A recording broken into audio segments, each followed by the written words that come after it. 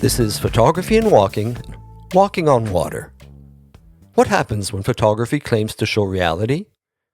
Allan Sekula walked the shipyards, he critiqued images, and he tested that question in his own way. So this episode asks, what do we mean when we say documentary photography? The word suggests truth, evidence, a record of how things were.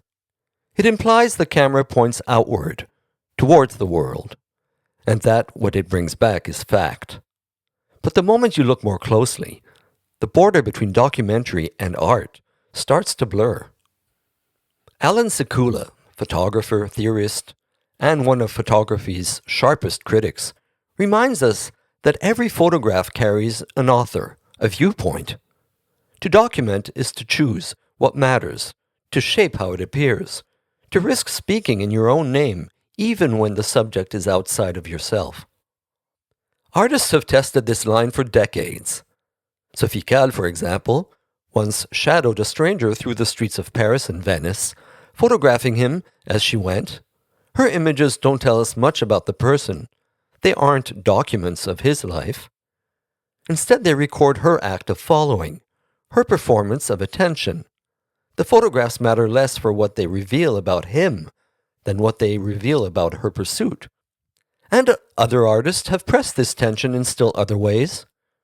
Performance-based photography in the 1970s and 80s often blurred the line between document and act. Think of Vito Acconci following strangers through New York, as already noted in a previous episode. Or Marina Abramović and Yule, staging pieces where they walked back and forth on stage together, naked, their movements photographed as both act and trace. In each case, the image is less about presenting neutral evidence than about holding a residue of a gesture, the following, the repetition, the contact. These works remind us that so-called documents often lean toward performance, and that photography often testifies as much to the act of making as to the subject it chose. This is where Sekula becomes crucial. His project, and especially Walking on Water, shows that documentary has never been neutral. Every so-called document is embedded in history, in politics, in relations of power. Sekula used photography to expose those conditions, to insist that what looks like a simple record is also a statement. His pictures never settle into transparency. They point, they question. Photography has always lived uneasily between two categories, document and art. On the one hand, the camera has been trusted as a witness, a machine for evidence, recording events, faces, and social realities. On the other hand, photographs have long slipped into the realm of art, framed and sequenced in ways that invite interpretation and ambiguity.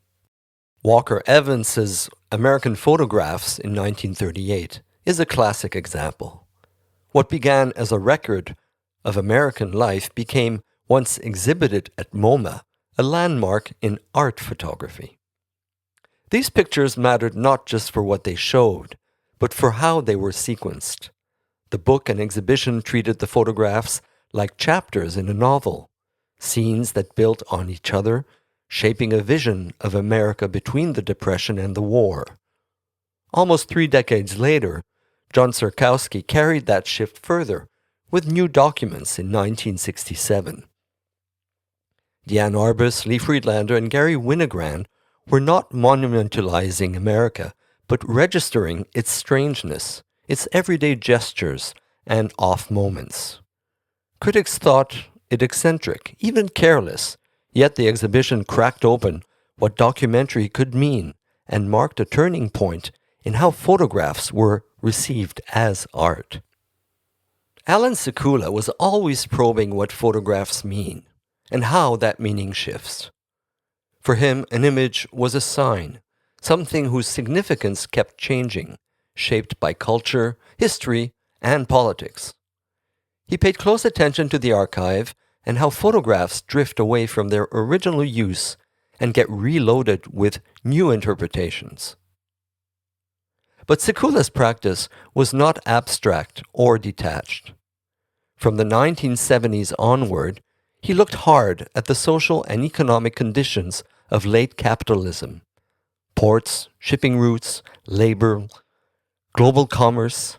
His writing leaned heavily into Western Marxism, sometimes dense, always provocative, and he saw photography as, above all, a political act. One of his key books, Photography Against the Grain, gathered essays and projects from the previous decade, laying the groundwork for his continued approach, using photographs as tools for critique, argument, and resistance. As Sekula later put it in 1978, documentary is thought to be art when it transcends its reference to the world, when the work can be regarded first and foremost as an act of self-expression on the part of the artist. In other words, documentary only comes to be treated as art when it's seen to transcend its reference to the world, when it can be regarded as self-expression. Walking on Water is part of a much bigger project he called Fish Story, a work he undertook while he was working entirely outside the gallery system, to use his words. If his approach was inspired by a photojournalistic treatment, he by no means considered himself as a photo reporter.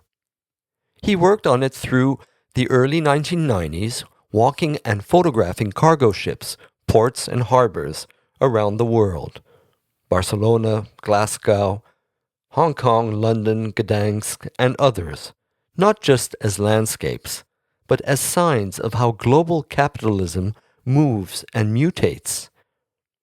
When Sekula turned to Fish Story, he made ports his walking terrain. Barcelona with its post-Franco ambitions, Glasgow with its fading shipyards, Los Angeles and Long Beach reshaped by Pacific trade, Hong Kong just before its handover to China, Gdansk still carrying the echoes of solidarity. Each harbor was more than a backdrop. It was a node where global capital, labor, and history collided. Sekula refused to let any single image stand alone. He paired photographs with extended captions, essays, and lectures, insisting that meaning lived in the sequence, in the friction between image and text, never in transparency. Sekula always treated the project as a work in progress. He presented as around 80 slides, depending on the venue, with text, panels, resisting the idea that one photograph could tell the whole story. As he later put it, the key question is whether the meaning structure of the work spirals inward toward the art system or outward toward the world. For Walking on Water, he focused on the Gdansk shipyard in Poland. This was no ordinary industrial site. In the early 1980s, it was the birthplace of Solidarity, the independent trade union that helped push Poland out of the communist orbit. Lech Wałęsa, the first democratically elected president of Poland since 1926, gave some of his first speeches there. When Sekula photographed it between 1990 and 1993, the Soviet Union had just collapsed, and the yard itself was shifting from state-owned to privatized. One image shows rusted cranes looming over empty yards, a trace of the industrial power that once carried enormous political weight. Looking at those rusted cranes, I'm struck by how much weight a photograph can hold. They don't just show machinery. They bear the memory of workers' struggles and major shifts in power. The title says a lot. Ships appear to float, to walk on water. It also speaks to Poland's Catholic traditions, where miracles and politics overlap. The line between document and art has always been porous. Documentary claims evidence, art foregrounds intention. Sekula confronted this tension directly in Walking on Water, refusing neutrality while resisting pure aesthetics. Today, we take for granted that photographs belong in museums and galleries. But this recognition is recent. In the 19th century, photography was valued mainly for its ability to record and reproduce. Yet from the start, Figures like the early photographer Nadar insisted it was more than mechanical fact-gathering, that it required sensitivity to light, character, and composition. As the historian Mary Warner Marion reminds us, Nadar saw himself as an artist, not just an operator. This early debate foreshadows photography's ongoing tension: document or art, fact or creation, a question still pulsing beneath every image. Thank you for listening. To hear more, visit photographyandwalking.com. You can also follow the project on Instagram.